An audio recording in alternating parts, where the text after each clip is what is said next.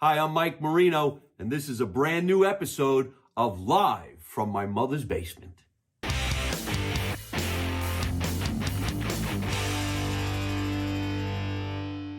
Good evening, ladies and gentlemen, or good afternoon, wherever you are in the world and whatever time it is. Welcome to another episode of Live from My Mother's Basement. I'm happy to be doing this show right now because I'm in the basement. I've been traveling so much, I finally got to come back to the actual basement in the house that I grew up in. Sadly, the family's not around anymore, but that's okay because we're taking that tradition forward. Now, I have a friend of mine who was gracious enough to come all the way from New York to New Jersey on a beautiful, well, it's a Saturday afternoon. You probably don't know that, but it's a Saturday afternoon. I don't know how I made him do this. But he came all the way from one of the outer boroughs, actually. Yep. So we're going to talk about how that actually happened because people around the world, they don't even realize it's not that close. We sound like we might be close to each other, Well, but we're close now. We're close now, but it's actually a bit of a distance. So this is Todd Wharton, ladies and gentlemen. Say hello, hello, hello. Hey, how you nice doing? to see you. Thank you so much for crowd coming goes over, wild. man. Yeah. Calm down, everybody. Calm down. It's Let all us right. get to it. Let us get to I it. got the next round. All right, so listen, Todd and I met actually on the internet. Yeah. I think it was maybe a year ago, something like that. That's That right. I was watching what you were doing. I believe it was on Facebook. I'm like, man, this guy's great, and maybe I could get him to just interview me on one of the shows you did. And I was on your show right away. I'm like, oh, this is great. So Yeah. let's rewind. Okay. Tell everybody like exactly where you're from, where you grew up, and what made you think, you know what, I'm going to get into showbiz. Originally, I'm from Howard Beach, but then my father wanted us to have a great education. So during that time, East Meadow was the top school district. So he moved the family to Long Island. See, I don't even know. This is Long Island, Howard Beach. You say to a guy in New Jersey or maybe somebody in different parts of the world, Texas, I don't know, England, Zimbabwe, that he's from Howard Beach. Most people like myself go into Howard Beach. Oh, that's where those troubles used to be. And what is it like out there? And how far out on the island is that? Well, Howard Beach, first of all, it's back in the Gotti country, okay? It's where all the pasta's made, all the great food, and everybody there is innocent. And then my father wanted to be guilty and moved out to Long Island. So that's why we did East Meadow, Long Island. It's probably about, I guess, 40 minutes from Howard Beach, maybe less, off the Bell Parkway. But was Howard Beach considered, a richer neighborhood? Or? Yeah, Howard Beach was a wealthy neighborhood, very Italian. You had the mixture of Jewish people as well. It was definitely one of the places to be. Cross Bay Boulevard, what's up, guys? And that's right. His sneakers are over the wire. Of course. But back at that time, like, houses were cheap in Long Island. Like, my father bought the house for $50,000. It's back in the 70s when I was a kid. So, and East Meadow happened to have one of the top schools, so my father wanted my family to raise. Now, my father is a Jewish guy, but I was raised Italian by my mother, so communionized and everything. So, I'm definitely a pizza baby. See, yeah, that's hilarious. But yeah, you got to kind of explain this too, because I know I'm lucky enough to have so many people watching going, we're not from the area. What the hell did he just say? A Jewish guy who grew up Italian? That's right. And he was confirmed? What the hell does that mean? I go, I can explain it for you because I get it. But somebody in Texas going, what the hell does that mean?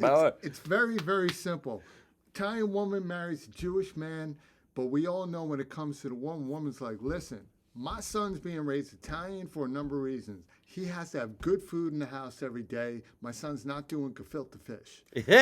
So my father was like Jewish. He's like, you know what? I like that because I don't want to eat no more Jewish food. If you compare gefilte fish to like a braciole, I mean, that's disgusting. Fish in a bottle or homemade cooked braciole in gravy. Which one sounds better, right? Gravy, especially to a guy who actually says gravy. Most people yell at me because I didn't say sauce. Exactly. But I think one of the funniest things that you just covered is I've never had gefilte fish. I know what it looks like. I know where you get it. I know you could see it's in a jar. Then again, as an Italian guy, I never had what's that fish that smells the worst out of all? Usually comes out on Christmas Eve. Ah, that was Bacala. that Is it was my bacala? ex-girlfriend. She Yeah, bacala, right? It's just disgusting. bacala. Yeah, It's disgusting. I don't even know why people eat that, but it's it's because a tradition. You got to understand that Jewish people is consistently religious and traditional. Right. Right. Italians are too, but we're more about celebration, life, food, and everything. So more Jewish food is more wrapped around the religion. Listen, I respect all religions. yes, I am not waking up to that crap in the morning with all the fish and all the gefilte and all the matzo ball and all that other stuff. I want the meatball. I want the brujol. I want the fettuccine.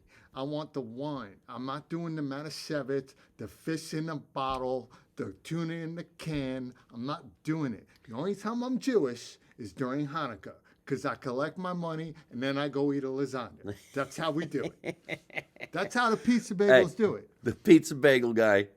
I'm glad he's setting us up now because he's mentioning wine, and we're going to have a glass of wine this afternoon. So we got some nice little glasses over here. That's right. And I got this bottle of wine. Let me see if I can read this without my glasses. Someone brought this over on some other occasion, but it's nice and cold. This is a white wine. Does that look like something you would enjoy? Says Todd's wine. Drink it. I'm good. I'm good. I could do that. Todd's wine. Drink it. All right, so we're going to have this. I'm going to pop this open. But he was talking about wine. He was talking about his Jewish-Italian background. Who was the Jewish portion of My your father. Your father. Yeah, my father. And you married a nice Italian girl. Beautiful Italian woman. But you know what the great thing about both of them? They raised me on amazing music. And I just got to see you at the Cutting Room. Great variety show by my man Paulie. Great guy. Sal, Vanessa, Mario, Tara, everybody that was there. But the one thing that I related to the show was I was raised on Sinatra, Bobby Darin, Nat King Cole's, amazing crooner music, and obviously Motown. And that was the one thing my parents had in common. That's the one thing that Jewish and Italian families have in common is they're all about family. Family. So being raised Food. in that and food, right? Well, Italians got food. Jewish people could say they got food. You were raised on food. Italians were raised on good food. I'm saying I could say that. Okay, so I was raised with that, and I was raised with a lot of great family values. My father taught us how to work, how to grind, how to hustle. But my mother had more of the family aspect of it. My mother was the soul food The woman. glue. Yeah, where every holiday, everybody came by because my mother set up the plan to bring family together. And that's what Italians do. The matriarchs. That's it. My mother used to say all the time, when I'm gone, you ain't going to see none of this. Because your mother does everything. Your father just sits there and watches the ball game. That's 100% right. Oh, my God. Right? And having a Jewish father, which pissed my mother off, he would come home some nights after she's about to cook a great meal. He'd walk in with, like, wonton soup. Wonton soup. Jewish men out there, stop coming home to your woman bringing home Chinese food, especially if you know she's cooking. Because I'm going to tell you right now, on your way home, stop by BJ's and get yourself a quilt and a pillow because your ass could be sleeping on the couch for a couple of days. I'm going to tell you that. Cheers. Thanks for coming out Salute to Jersey. to that. Salute. That's right. Let's drink this. We got to see what the legs are going on right now. A little air. You know about wines? Mm-hmm. Do you? I used to work at the Blue Water Grill and run the winery there. I was one of the managers, and then eventually GM for a short time. So I had to learn all about this stuff. Yes, ladies, I can tell you all about wine. There you go. It's a nice thing to do. I mean, I can't tell you anything about wine. I can tell you it gives me heartburn. That's pretty much it. But growing up in a half Jewish, half Italian family, boy, that's really different. Mm-hmm. And in the pilot that we were doing that I was telling you about reconstructing Jersey, the girl who plays my half sister is married to a Jewish guy. And the reason why we did that is it's in their act. And in their act is the truth. She was married to a Jewish guy, and her parents were half black and half white, and she was raised Italian. Nice. So the comedy is going to be very powerful because that's real. Oh, yeah. And when you talk about that, it's just hilarious. So we put it in the actual show. The truth is always going to be funny. Yes. So I don't know much about Long Island. I just know it was far. And then let's say you're in college. What were you majoring in? What were you looking to do? Well, that's a funny thing. So, all my life I was a grinder and a hustler, and I was more street smart. And when I applied myself, I did well in anything. I wasn't a kid that if you told me to do something, that I would get a 98 on a test because you told me to study. When I did well on tests in schools, because I chose to do it, not because somebody told me to do it. So I was always like an average 70 student. I played ball, and then I went to Nassau Community College, but I got into real estate. And when during that time, real estate was booming in the 90s. So I kind of left school, did really well in real estate, and then the market crashed. But during that time, I was hustling. I got into the restaurant industry, real estate at the same time, making good money, had my own place, brand new cars when I was younger. And from then on, I just kept moving, just kept doing the real estate. Got into the restaurant business, became a manager after being a server, became a GM, and I was doing that for, now I'm still in it, but you're talking over 30 something years now. It's really, I don't even know what the word is to describe it, but to hear you say, I was mostly a street guy. Mm-hmm. I wonder sometimes what people who hear that actually think of what that actually is. Because I know, and if New Yorkers know, people around the outer boroughs know, but when you say you're a street guy, that doesn't necessarily mean he's saying he's a guy who's been in trouble. He's not saying he's a guy who's in the mob. Yeah. Streetwise, like we grow up tougher, or maybe the opportunities are slimmer. Right. So you got to be a little bit more aggressive. Right. Yeah, and there's a theory that was out there. My brother told me a while ago. This was my older brother. There's two types of people. There's street smarts and there's book smarts, right? Street smarts is somebody who consistently wants to go out and teach themselves how to live life, how to learn from life, how to grow from life, and how to become your own man or woman through learning experiences and taking those opportunities and building from them. Book smarts is somebody who's very good at school by learning. Right. And Sure. then took that education to get the job or the career that they have now. Not necessarily because they grinded to get it, it's because they were just better at school to get there. And then there's a joke where if they took away the book of knowledge, you're an idiot. Yeah. Right? But then you got people like me and people in my family where I was book smart, but I also was street smart. Books meaning that I still love learning today. I still love to read. I still love to learn from art to music to comedy, and teach myself more and more to learn and be better and better my craft, better me as a human being. So when I do an interview like this, or I'm out on a date with a girl or whatever, the conversation never dies is because I'm not boring. And I think people limit themselves to the opportunities they can have today by not learning. A street smart person like yourself, and you're also a smart book smart as well, you're somebody who consistently out there finds opportunities to learn from. And street meaning you're learning from the streets, meaning that you're listening to people that have made it. You're listening to the bullshit artists that haven't made it. And you're taking those educational opportunities that you get at that time and you learn from them. Whether it's better or good, that's how you become a better street bar person, by learning what you hear from the streets. Right. I don't know if I would consider myself a street person, but growing up in the city, I did grow up in Jersey City, then we moved out here to the suburbs. But I pursued my career as an actor in New York City. So my street smarts became the thing of, I know how to ride the subway, I know how to get around, and I know where to stand in the subway station. Right. You had that smarts of looking for the danger and knowing exactly what to do. Right. You didn't have that face of a tourist. You look like someone, he's going to school, he knows his way around the city. Plus, my whole family's in construction, so when I wasn't doing well as an actor or a comedian, I just would drive the trucks, and I knew how to do that type of a thing. Right, but you were street smart. I mean, I'm going to flip it on you. So when you were a comedian growing up, right, you were in New York City, that's not something you learned from college. The No. bookings and how to talk to this guy, how to network. Network's big, right? Right? It's the It's biggest all thing in the networking, world. man. It's all networking. And people have to understand networking doesn't mean that you resume drop and you meet somebody. Networking is a conversation, getting to know somebody, listen to them as they listen to you, and build a friendship over the years, not in one day. Those businesses take a long time to do that, right? That's what street smarts is. You are street smart because Right. you had to learn to move throughout the comedic industry. You had to learn who to talk to, who not to talk to, who's bullshitting you, who's not, and you take that opportunities of what you listen to in the streets and put it into your persona. And that's why you are Mike Marino, one of the best known comedics out there of today.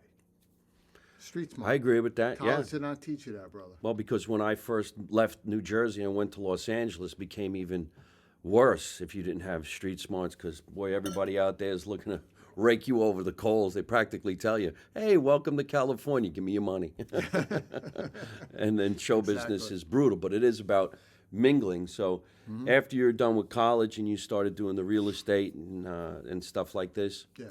and you told me today that you work in that one particular field, and that's how you started to branch off into doing the commentating. So tell us about that. Yeah, well, I'll do a long story short. So in the restaurant industry, the one thing about being a manager or a waiter or whatever, you consistently in New York City, you're surrounded by celebrities every day. You're surrounded by artists, and people forget that the world is made up. 98% of the world is part of the art and entertainment industry. And people are like, Todd, what are you talking about? Yeah, well, what are you when you talking think of about? artists, it's not just comedians, actors, and everything. Right now, we're in front of a bar. Who do you think designed this? It's an architect. Right. It's an artist. Yeah. Right? Wine, food, culinary artist, right? Connoisseur. These are artists. And people forget about that. So during the time working in the restaurant industry, I heard so many sad stories, which I called the downfall of passion. It was a theory I came up with. It's about an artist who wanted to achieve a goal, and they gave themselves a certain amount of time, and most of them fail because they've been, screwed the wrong way, met the wrong people, and it was just constantly a downfall of passion to the point where they just died out. And I realized they were missing something, and I interviewed a lot of them, and they were missing an event that they can meet each other. Because actors don't want to meet actors. Comedians don't want to just meet comedians. Comedians want to meet directors and producers and writers and every type of artist there is. So I developed a platform called Local Talent Connect. It started out where it was a networking event for like 40 people, and I connected with people every single day before I went to work on all platforms. And then I invited them all to this networking event at Suite 36 in New York City. And it went from 40 people, and then it went to 400 almost in 3 to 4 months. I swear to God. Wait a minute. So what was the name of the place you brought the people? It was at Suite 36. It was Suite in Midtown 36. on 36 between 5th and 6th. It's closed now. And it was a 2-story place, but it was the second story overlooked the first, so it was a wide open space. It was packed every month. I had a DJ, we had a red carpet, we had any artist can come in, consistently mingle with artists throughout the industry. People coming in from Rhode Island, Pennsylvania, Connecticut, Long Island, all the boroughs. Just networking, having a good time, dancing, having fun. And I got up every night. We did it once a month, and I spoke on the mic. I started doing public speaking up there. People loved it. And people got to do interviews on the red carpet because the model of the whole networking event was it's a red carpet world. You deserve to walk it, meaning if you live life with passion, walk your life. So it grew to the point where there was that many people, Yeah, it was. and it was a mingle event. It was amazing. We had so much fun. It was awesome. And then from there, I started doing a cinema series, a comedy night.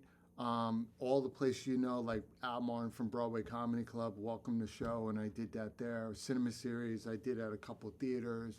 I did down at M15, I did an indie artist showcase for musicians. And it was just great. And I decided, let me do a little thing online where I can sit here like you, but not doing interviews. Just be like, hey guys, LTC's next week. We have the cinema series. We have the comedy night. It's at this. Get your tickets, or if you want to apply. And from there, some of my celebrity friends, because I had a lot of celebrities come into the mixes too, because celebrities need networking events too, right? They certainly do. I mean, you Yeah. could be a celebrity on a Monday and Friday find yourself on the unemployment line. So Exactly. you got to stay street smart and you got to keep in the game and hustle. Yeah. These mingle events are priceless, especially if they're done the way Correctly. he's saying. You make the people have fun. Maybe keep it at this place for a little while, put it over at that place for a little while, specifically for actors at one time, and maybe then a plethora of different things, the artists. That is really, really cool and genius. I wish I had been in New York where I could have attended one because I like going to that Yeah, stuff. you will eventually. I mean, I'll restart it, but I'm doing some right now. It's just totally different. But like I was saying, I mean, I developed something where I was just, letting people know about where they can go apply and everything. And some of my celeb friends were like, hey, Todd, you should interview me. You have a good personality online. So I started interviewing people. Like, I closed out this place called Ray's New York. I took a restaurant and I turned it into a studio. Bought in everything, right? Studio audience. And it was doing pretty good. We called it LTC Live, and eventually it was called GTC Live, Global Talent Connect. We changed the name because it wasn't just about New York, it was about the world that needed networking. Right. But then with Suite 36 selling, so I lost the venue, and I had so many people, I couldn't find a venue in New York in the middle to host a mixer. Why It did was just very Suite hard. 36 sell? They had an For the issue with their pandemic? investors, from what I was understanding, and they sold, and it was just hard for me to find a new venue. So that company started to diminish, and then eventually COVID hit. Everything died. And we all know during COVID, it was horrible for business, for your health, for family. It was horrible. But there was a positive note to COVID. And I have to tell people this. During COVID, there's two types of people. There are grinders and there are let me pass buyers. And I'm going to explain that. Yeah, explain that. Okay, you got I don't pass know me if I- buyers and you got grinders during COVID. Grinders were the ones people that were grinding before COVID. So when COVID hit, what is the one motto that we grew up on that always exists in every family in the world that our parents used to say? There's never enough time in the day, Right. right? Yeah. COVID gave us that time, Yeah, they sure did. right? Huge time. So the grinders saw an opportunity to better themselves, think about what they wanted to do, took all that time to study, to build themselves, to build whatever they wanted to do, and they kept grinding it out during time. They took the time. Even though I did that too, but I did my Netflix thing. I got to see the Vampire Diaries, and I watched all the corny shows. But it was good to do. But I was also moving. And then you got the passing by and said, screw it, I'm getting $1,000 a week. I'm going to watch every show in the world. But the problem was when COVID was up, the grinders were already moving on their new path of life, where the pass me buyers were like, shit, what do I do now? All right, which was the grinders is this, and the passing buyers like this. That's not even an exaggeration. That's the world. That's why you see successful people out there today. Those are the grinders, like you, me, everybody else, right?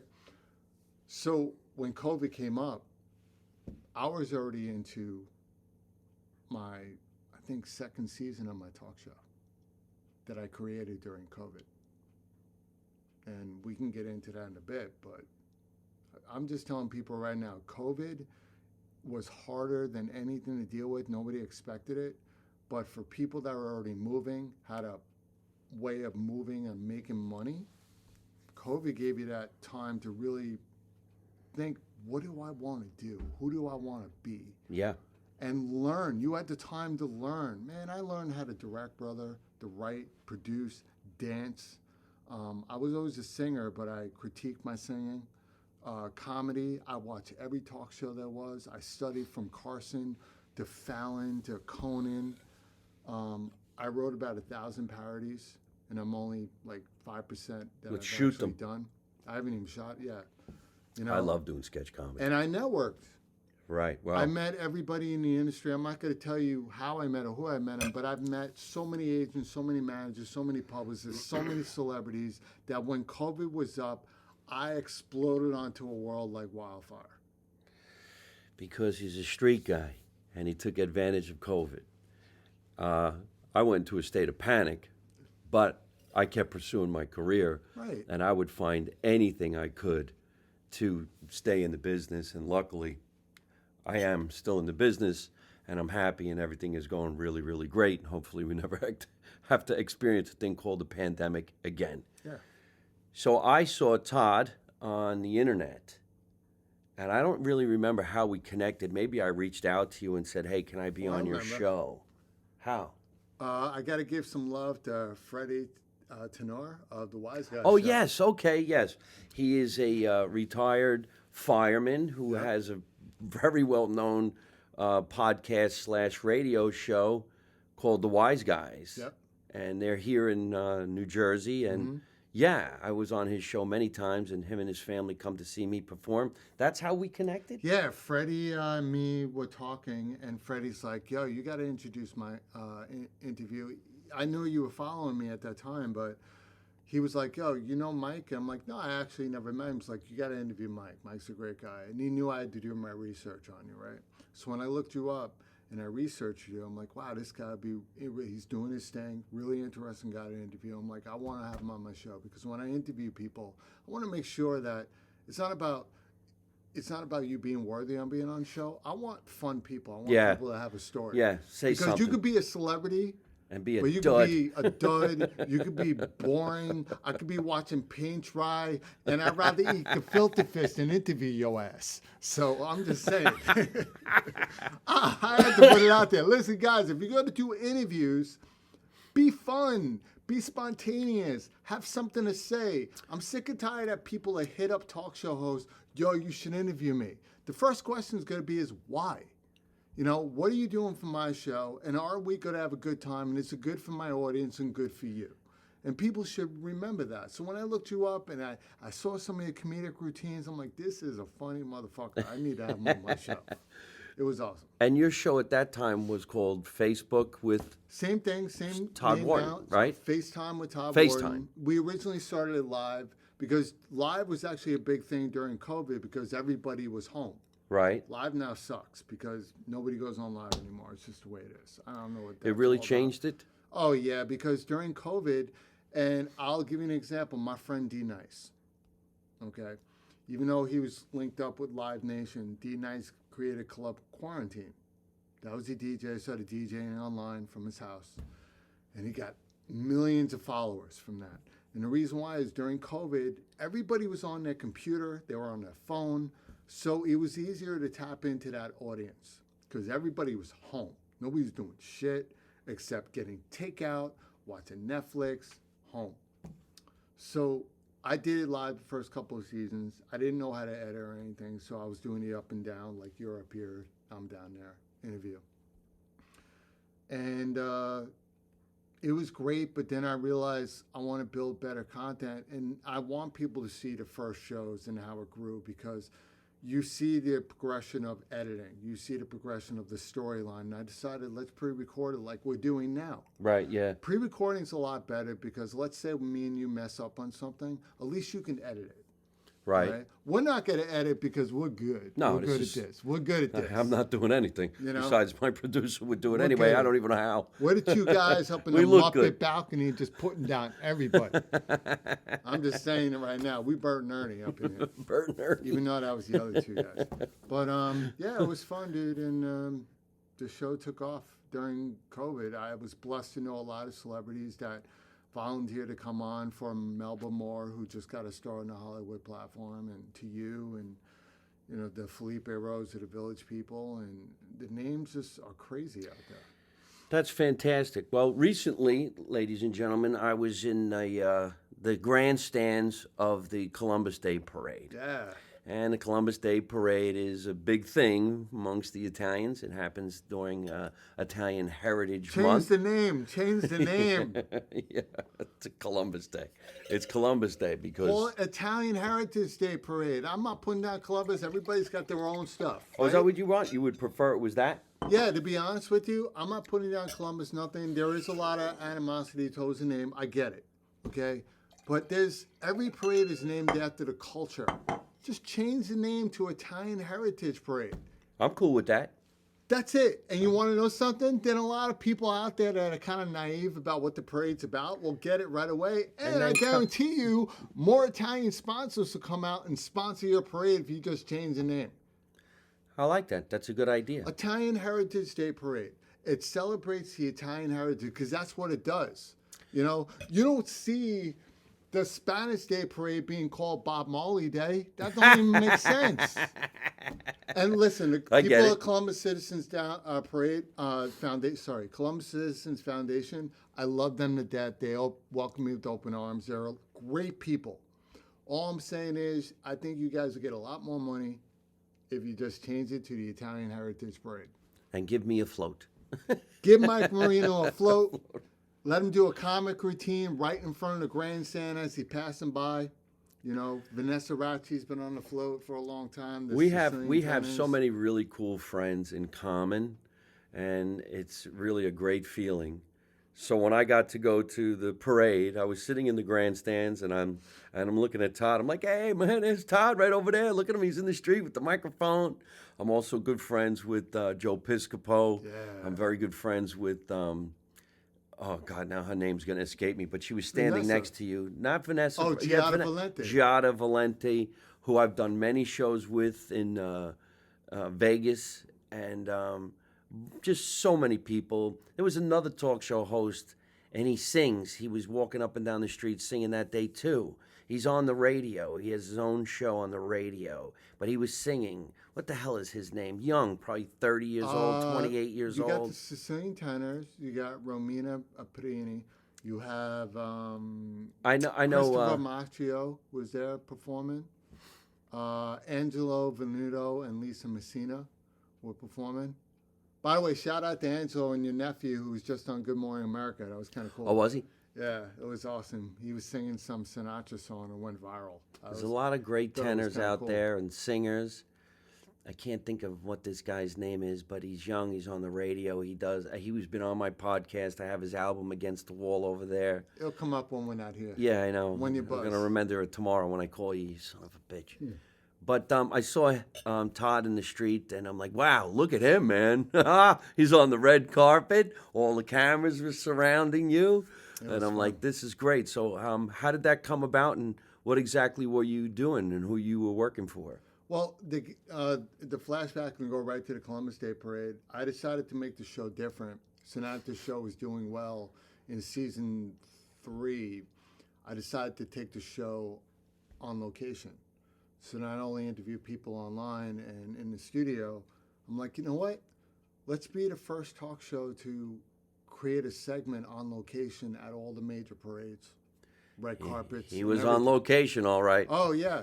So it got cold. It was windy. He was there all day. It's awesome. From very early in the morning. And it could be tedious. I don't know if you guys have ever been in a parade. Sometimes the next part of the parade doesn't come quick enough. No, it doesn't. Sometimes the horse will go by and you're stepping in shit. Yeah, and that's why give it up to the sanitation workers that are walking behind the horse. Everybody was clapping for him, giving up. They got the biggest round of applause. They did.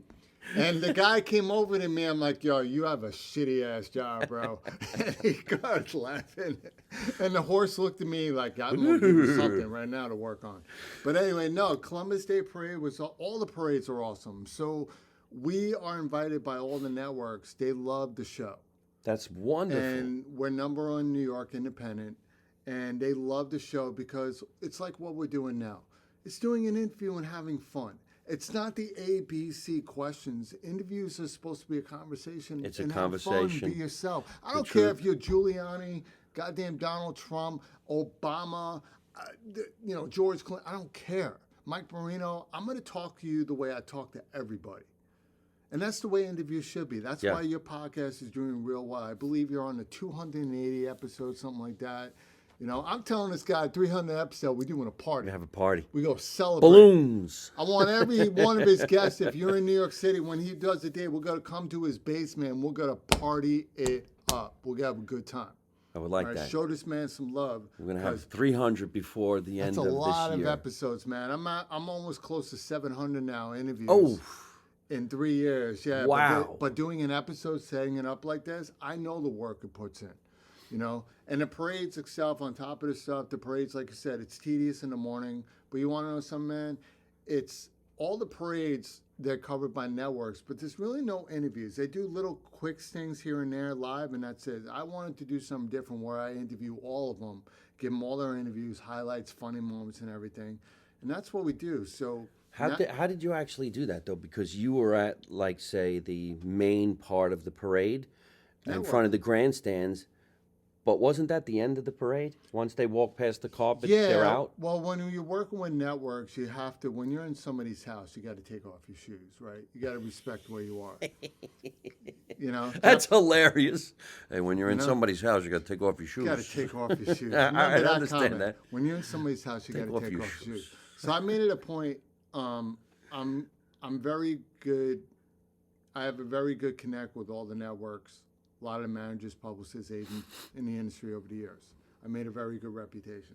And one of the things I do at the parades is I recognize that if it's NBC, CBS, ABC, you have to recognize where you are in your place.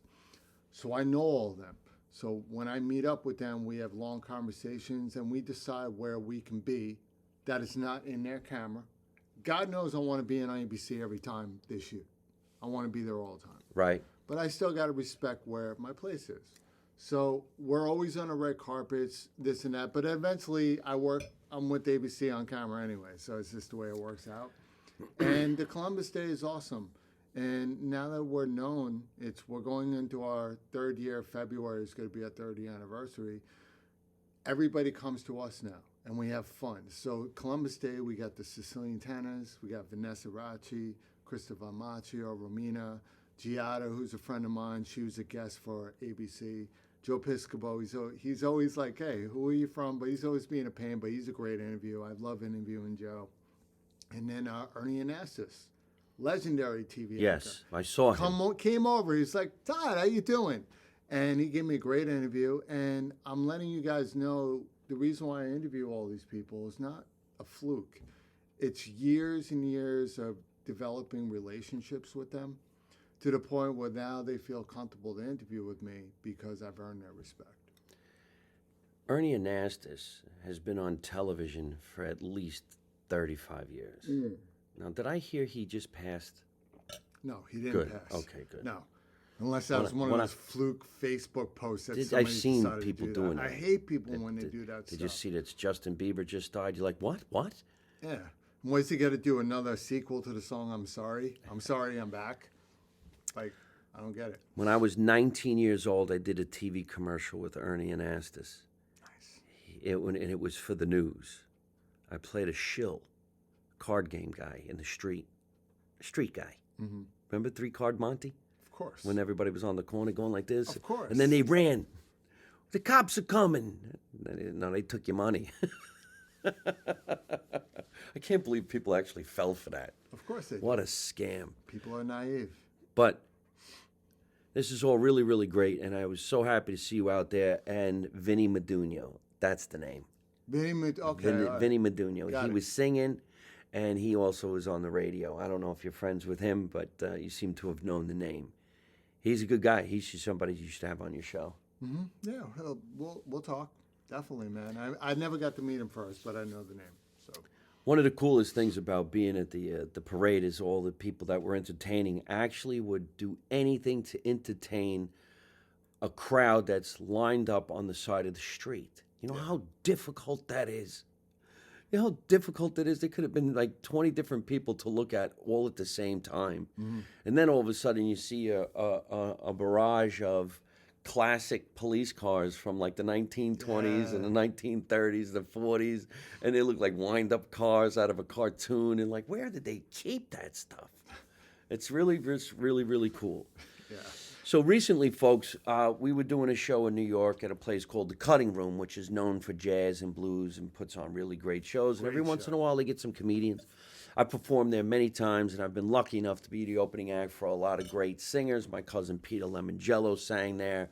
I did it there with Robert Davi. I did it with Dina Martin and Giada, Sal Valentinetti.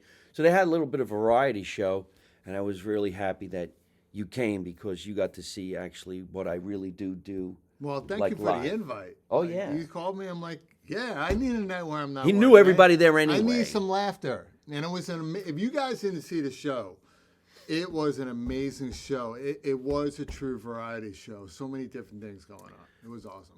Well, next time you host the show. So you can be in the show. And you I can think get up there and me say, and listen, Paul I'm gotta half develop. Jewish and I'm half Italian. So Oh, I got a lot. Oh, people don't know I can do stand up. I have a lot of jokes. Like my whole team wants me to start doing stand up eventually because you're looking from what people are saying the next late night face of late night talk show. wouldn't that be great? That's what the industry's saying right now. John Amos, Please. God bless her soul, Please. has been telling people this is the next face.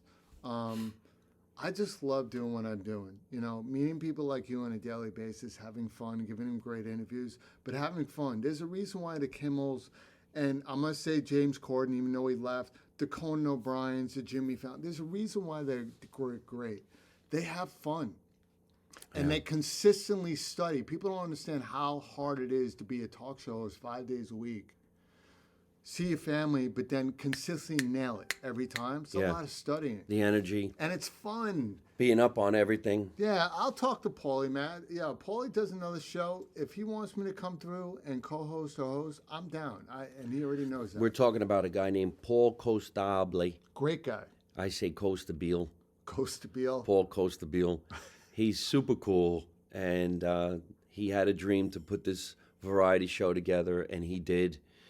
He hosted the show. There was a bunch of different comedians in the show and singers, and that's a variety show. You get more than just comedy. You get singing, and then there was some variety, like little Mario Bosco, who pretended he was a waiter and did some comedy sketches.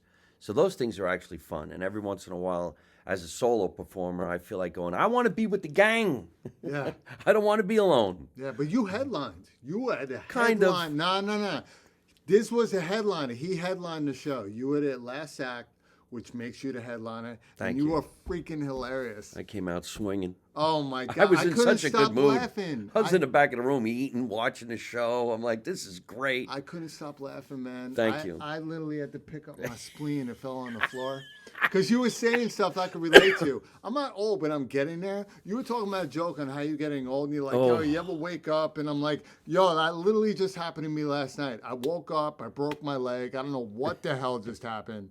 Went back to sleep. 10 minutes later, my alarm doesn't go off. No, my feet were like this because I got a cramp. I don't know what the hell that is all about. And I'm in shape. I go to the gym all the time. I eat right. I stay in shape.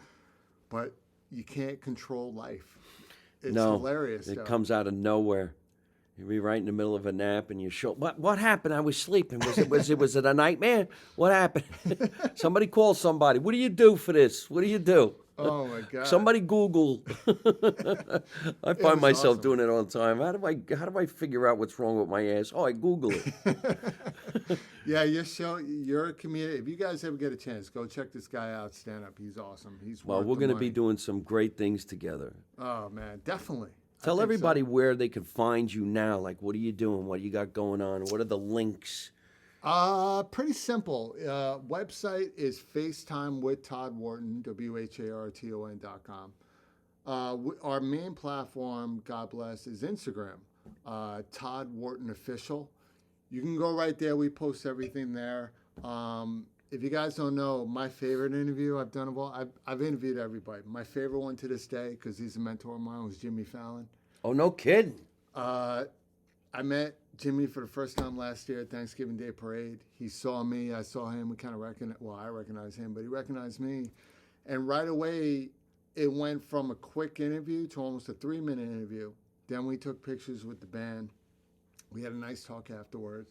And I messed up because during the interview, he invited me on the float. And I'm in the moment, right? You didn't go on the float. I didn't go on the float. Everybody out there and the mother's like, stupid. They're all saying that. You could say it. Okay, Get on the float, stupid. motherfucker. He goes by. I'm like, I didn't know. Right. So anyway, but it was one of the best interviews because me and him never really spoke. But the interview was so smooth. People thought we knew each other for years. And what I'm telling people is, if you're good at what you do, like you are and me and you right now, You always develop camaraderie amongst your peers who see you as equals, whether they're up here and you're below them. Yeah. And that was the great thing about Jimmy is we did a great interview, and then Thanksgiving Day Parade is coming up. So to let your fans know, this may come on afterwards, but I'm doing Thanksgiving Day Parade, NBC. Hold it now, because I just heard that for the first time. You're going to be at the Thanksgiving Day Parade? Yeah, so this is what's happening right now. Lucky son of a bitch. This is what's man. happening. This is my third year. Oh, is that right? This is my third year. First year, there's a long story about me. I interviewed Al Roker, Mickey Guyton, a lot of great people I've known. There's a whole story behind that. Second year was great. Jimmy Fallon, Dylan Dreyer from the Today Show, and then this year I'm asked to come back, and then after that, Joe Murray, who was the winner of his family of the Christmas Life on ABC. I met them last year, Columbus Day Parade. I'm going to host for the second year the following Saturday, right after Thanksgiving. Rockaway Beach is the biggest Christmas event in New York City where they light up the house, right? So it's me, Joe Causey, and Sid Rosenberg going to be hosting the Little North Pole, 28th annual. Guys, Saturday. you hear, are you guys listening to the names he's talking about? First of all, Sid Rosenberg's got a great show, and I'd like to be on his show. I did a call into Great him guy. once. I would love to know what Al Roker was like. And did you meet him before or after his lap band? I've known Al Roker for about 6 years. So when I tell people about networking, so I used to be a waiter at a place called Nick and Tony's on the Upper West Side, and then housed 3 different types of people. So you had Lincoln Center, you had a building across the street that housed 100 celebrities, and then ABC. That was our thing. So I I served and became the waiter of Liam Neeson, right? Howard Stern, Steve Gutenberg, Tony Danza, Lincoln Center. Then everybody from ABC, Joy Bauer, Deborah Roberts, and then Al Roker, because Al Roker's married to Deborah. I would take care of them all. And Deborah was so sweet. She was a follower of an event I used to do in Times Square called Elsa Global. It was like a peace concert I did. Packed it out. That's a whole nother story. And I served them. Now, the one thing I did as a server was I would never, ever, ever approach any of these celebrities and ask them for favors. This is what I do. Yeah. Because celebrities need time to be human. Yeah. And I'm their waiter. Doesn't matter what I'm doing. I'm their waiter. So I developed a relationship with them. So I saw Al at the Thanksgiving Day Parade, recognized me right away. It's like, I didn't know. I'm like, well, now you do. Yeah. Gave me a big hug. Todd, let's do an interview. Great interview. Great interview. I saw Deborah, gave me a hug. Saw Mickey Guyton, who the following month performed the Super Bowl, right? Right. She did the anthem. And so in the restaurant industry, I've mingled and met hundreds and hundreds of celebrities, but I've never once told them what I did or approached them, because it's about building a relationship, and that's what everybody needs to understand. Yeah, building I agree with you. a relationship takes years, okay? Yeah. And when you see all the interviews I've done, I've interviewed Tamron Hall, Ethan Hawke, the name goes out the window. It's because when they recognize me, they see a story, and that's what the story was. Al Roker is probably one of the greatest guys. Him and Deborah, they're everything you see online. They're the sweetest couple. I love them to death. He looks like such a cool dude. He's such Remember, a great guy. he was so heavy. Yeah, he lost all the weight. He's always having medical issues. But the one thing about Al keeps a positive attitude. And for all your fans out there, learn from these guys. You only hear about their negative stuff when it's real and it happens. If you want to go far in any industry, keep your platforms positive. Nobody wants to hear your drama, because the drama you go through, I go through. He goes through. Yeah. You want to know why? Because we're human beings. Humans. Celebrities are not immune Just a to person. cancer. They're not immune to death. They're not immune to... They just leave that crap offline and let TMZ and all that make the story. All right? You forget, we're human. We eat, we shit just like everybody else. You want to make a name for yourself, keep your platform positive, stop freaking complaining. I agree with you so much, because a lot of people see me in pictures with a pretty sizable amount of celebrities, and they always course. ask me, what are they like? What are they like? And I go, I could tell you what. I actually never bother them. I don't ask for nothing. I just do what I do. And when the phone rings, I'm like, hey, what are you doing? Nothing. You want to come hang out? Let's go hang out. You don't say anything. Because there's going to come a day when you're going to be like, you know what? I really need to ask you for this favor. They're going to say, okay, what do you want to do? And now they're comfortable with you because Yeah. they know you. Yeah. And you know he's a perfect example. Your boy Paul, Constantinople. I'm going to say Constantinople. that. Paulie. So, Paulie, I didn't know, and we met, and we clicked like that. Paul's a perfect example. Paul has interviewed George Clooney, Julia Roberts, The Rock, but he's still the coolest motherfucker on the planet. Yep. He's That's very it. unassuming. He doesn't say anything. That's the way it should be. And when you were asking about the other events with me, I have to drop it on your show. Go ahead. Thanksgiving, Little North Pole, Rockaway Beach, free event, thousands of people. You guys should definitely come. It's awesome. Kids love it. It's like San Gennaro Feast, Rockaway Beach with party, full Rockaway performance. Beach. It's awesome. Okay. Shout out to Mobile Stage Network. My man Mike Lano does all the stages in New York City. We'll be doing that. Then on Wednesday, I'm doing the Christmas and Rockefeller setting with NBC. I'll be doing that, which is Which Wednesday? the following Wednesday, November 29th. So you got Thanksgiving Day Parade, Rockaway Beach on Saturday the 25th. Then I'm doing with NBC It's November the 20th. Christmas tree lighting, November 29th. Okay, I was just going to say, is that the lighting? That is the lighting. Oh, that's gonna insane. be Wait a out. minute. I'll be in New Jersey. Yes, you can watch live on NBC. It's going to be awesome. And then I'm going to take a little hiatus because I got New Year's Eve coming with ABC, and that's going to be dope. Where are you doing New Year's Eve? Times Square, third year in a row. This is fucking unbelievable, brother. You're hearing it right here. Brother. Yeah, we have All right, we fun. got to release this before Christmas. Or before Thanksgiving. For Thanksgiving. Where's your producer? You better put this out. Let's get this out. Promote this bad boy.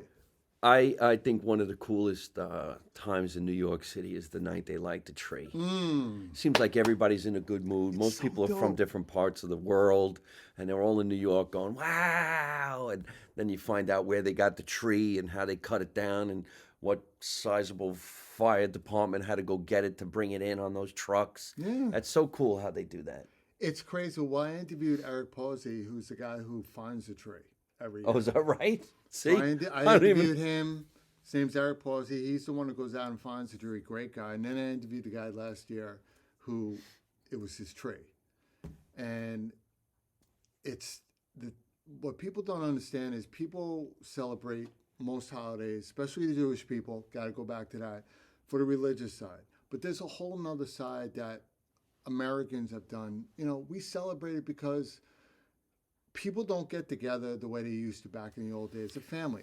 Yeah. Holidays is when people get together. So Christmas time to me is very special, and it means a lot because that was my mother, God rest in heaven, is that tree is a symbol of family. It's a It symbol is. of hope. Yes. It's a symbol of happiness. Yes. There's a feeling in New York I got City. the chills. There's a feeling in New York get the City that you chills. don't get anywhere else, okay? You don't. You Even can be if in you the watch it worst on mood. TV. You can be in the worst mood in the world, but when you hear the Christmas songs, you see the beautiful people, everybody's in a good mood, and you see that one kid's face that when that tree lights up, you turn into a kid. Yeah. And when I Yeah. interviewed David Foster, 16-time Grammy winner who's written every famous song from Celine Dion or whatever, married to Catherine McPhee. Okay? Great interview. But he said it the most. It's iconic, it's legendary, but it brings you back to being a kid. Yep. And it's the one time, no matter how responsive you are as an adult, there's nothing wrong with being a kid during the holidays. Oh. Because I want to open gifts. I want to eat this man's pasta. I want to eat candy. I want to sing songs. And hopefully, if I'm lucky, I'll get to kiss somebody under the mistletoe that I truly care about. This is unbelievable. And if I don't, ladies, my number is. You know, when you go see the tree lighting in person, everybody's friendly, everybody's happy. You could bump into somebody and they'll just say, "Oh, Merry Christmas." You look at all the windows with all the gifts that you can get, like in Macy's and stuff like this. And if it's not too freezing cold out, you go downstairs and you skate for a little bit. And it's just amazing. and then you do something stupid like me, and I'll get street food because I think I still got a stomach from when I was a kid. There's something wrong with this pretzel. It don't taste like it did when I was 15. Where'd you get this thing? It's like a rock. This is your host, everybody. Everybody's eating pinoli cookies. This guy's eating a hot dog. Come on, you get the nuts, the cooked nuts. Here's a nut. What nut am I talking about? On the street, walnuts. Huevos. I don't know what that is. Popcorn. This is really great, man. I'm so proud of you, and I'm happy that you're doing what you're doing. It's fantastic. Yeah. And I want to thank you so much for coming all the way out to New Jersey from Long Island to be in the basement with me. We do got to get going, but if you would, tell everybody how they can follow you, stay in touch with you, watch what you're doing, and maybe hopefully be part of the holidays with you. Simple. Go to Instagram, FaceTime. Instagram. Go to Instagram. Todd Wharton Official, Wharton Official, TODD. Spell Wharton. So it's TODD Wharton, WHARTON Official on Instagram. You can also go to the website, FaceTimeWithToddWharton.com. And listen, it's a talk show that has fun. And whether we're on location or in the studio, or now I'm starting to do interviews because Mike, by the way, this is my second interview is that right? I've actually done for this talk show. Because my theory is, and I'm going to throw it out there to everybody, stop asking people to interview you unless you have something to bring to the table that's valuable to the show. I haven't done an interview since I started my show because I have no value. Because when I come to the show, I want to bring value and I want to have fun.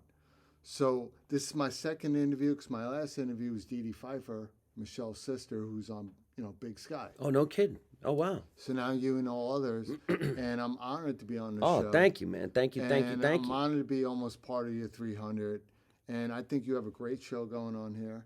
And this is coming from a talk show host to a talk show host. All right. Check this guy out. Thank you. You guys already know where to follow me. Follow him. Follow me. And if you guys don't know, you are live in his mother's basement. Right here on the Mike Marino Show.